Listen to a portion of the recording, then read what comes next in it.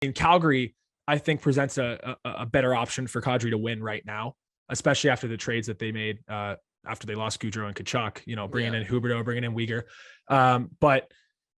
So I think the Islanders were always lurking and thought about signing him seriously. But I don't know if that was Kadri's, first choice. But I think it's a great fit. Like personally, we can go into detail later or on future shows about the Calgary Flames, but I think they're built right now, like for playoffs.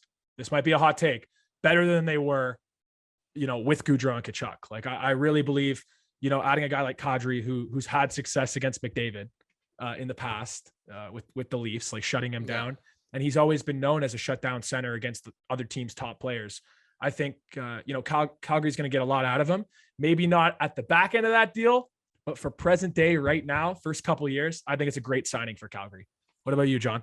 Yeah, I'm not about to start our fresh, long episode 2 here by crapping on a newly signed Leaf, but Calle Jarnkrok was the other center, the other guy lined up the middle for the Calgary Flames in the playoffs.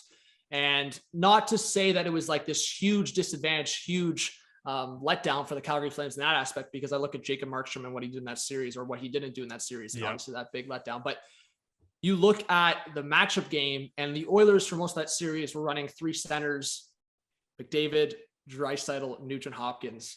And again, no disrespect, but you have Lindholm, Backlund, Jarnkrok, who Jarnkrok doesn't even play. Like, he has played center, but Sutter played him there because he thought it was better for the matchup game. And I mean, now you have Kadri, who has proven to match up against Connor McDavid, along with 2 other centers who are very defensively reliable in Lindholm and Backlund. So you have now 3 centers who can match up against any centers in the league, basically. I mean, it's hilarious to me that I think Backlund's probably right away the best third line center in the league right now. I mean, I could be wrong on that. I this is just off the top of my head a statement, but I mean, not one of the best, he's the best third line center in the game right now. So I think for the Calgary Flames, kind of what you said, I mean, Sutter's style, and now Weegar, as much as Weegar had his defensive issues in the playoffs and got ripped to shreds a couple times against the Lightning, like, you have a lot of good defensemen there for Calgary. And to me, I think Tanev is probably one of the most underrated defensive defensemen in the league. So, I mean, I look at the Calgary Flames and what you said. I mean, maybe you could talk about top end skill not being there to the level it was, but I mean,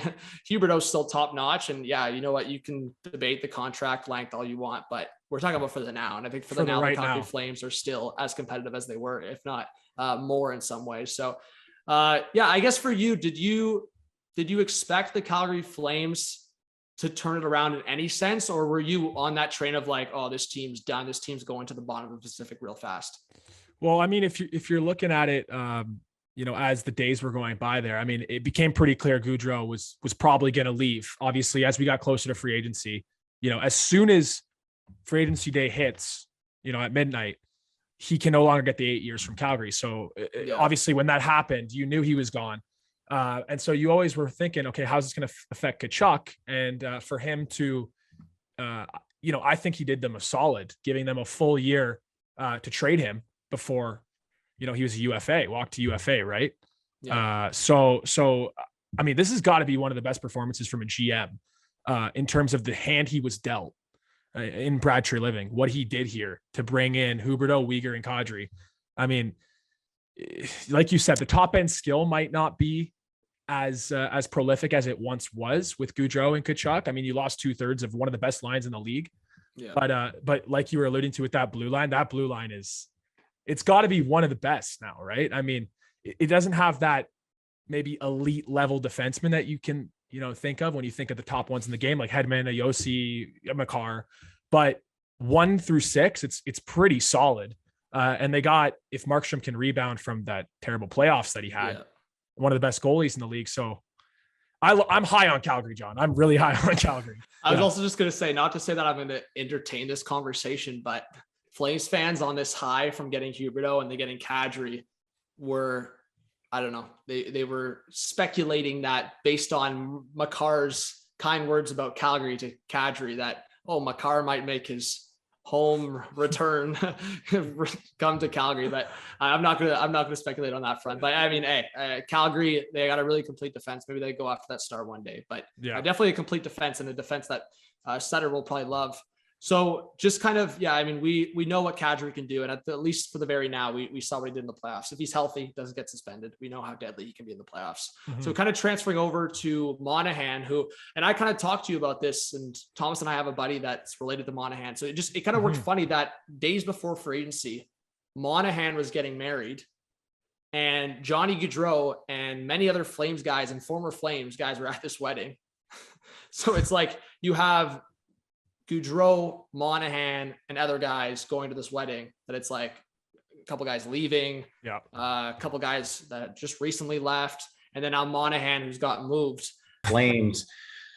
It was obviously losing Johnny and someone who's that creative offensively and dynamic hurts the team. I was questioning the whole time if how he would do under Daryl. Obviously, he flourished under Daryl the second go around, not the first go around, but I questioned that. So Jonathan Huberdeau to me seems more of a Daryl type of player, just a guy that's a little more straightforward. He plays the game a little more straightforward, a little less risk to his game. So I think he's a little bit more Daryl style player. Now, again, going into a team, high expectations first year, it's always hard to perform. That's the thing. That's a bit of the problem. So I always kind of look at how will these two players do in year two for the Flames. They could come in and they could blow the doors off. They could be better. Will they be better than they were last year? I don't think so. I don't think they'll be as good as they were with a comfortable Huberdeau, or with a comfortable Gaudreau and a comfortable Tkachuk. I think, and again, Kadri coming off a cup run, not as much time to train. He broke his hand. I just think they will be good. They're going to be a hard game. They're going to make the playoffs. But I think this team's really going to be a better team in another year from now. I know Huberdeau's, he'll be 31 then, and Kadri as well. But I look at that second year with these two as the year to win it.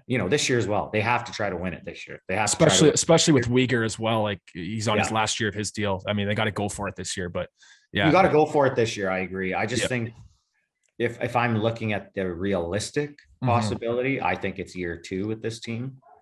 I hope the cap goes up in year two, and maybe there's a little more spend they can do, and their team's right there. I think they are close. I just think getting out against Edmonton and maybe a healthy Vegas is obviously very tough, but they're a good team. They're right there with them. I just don't know if they'll be at the exact level they were last year.